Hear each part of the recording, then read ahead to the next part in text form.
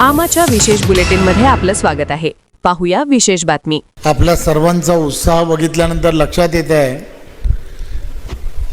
की 100% विलासरावांच्या आठवणी या शहरातून नक्कीच पुसल्या जातील, यात काही शंका नाही।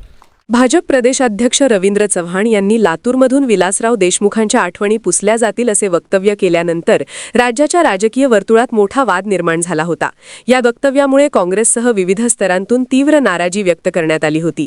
या पार्श्वभूमीवर मुख्यमंत्री देवेंद्र फडणवीस यांनी लातूरमधील सभेत स्पष्ट भूमिका मांडत वादावर पडदा टाकण्याचा प्रयत्न केला। शिवाजीराव पाटील निलंगेकर साहेब असतील किंवा ज्यांनी या लातूरला एक वेगळी ओळख दिली ते माजी मुख्यमंत्री विलासरावजी देशमुख असतील। खऱ्या अर्थानं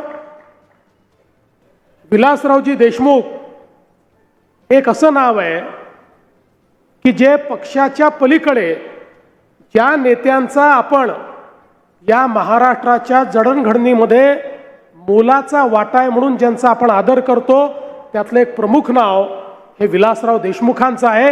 हे सांगताना मला या ठिकाणी कुठलाही संकोच नाही। आणि म्हणून 2 दिवसापूर्वी या ठिकाणी काही गोंधळ तयार झाला, काही कन्फ्युजन झालं।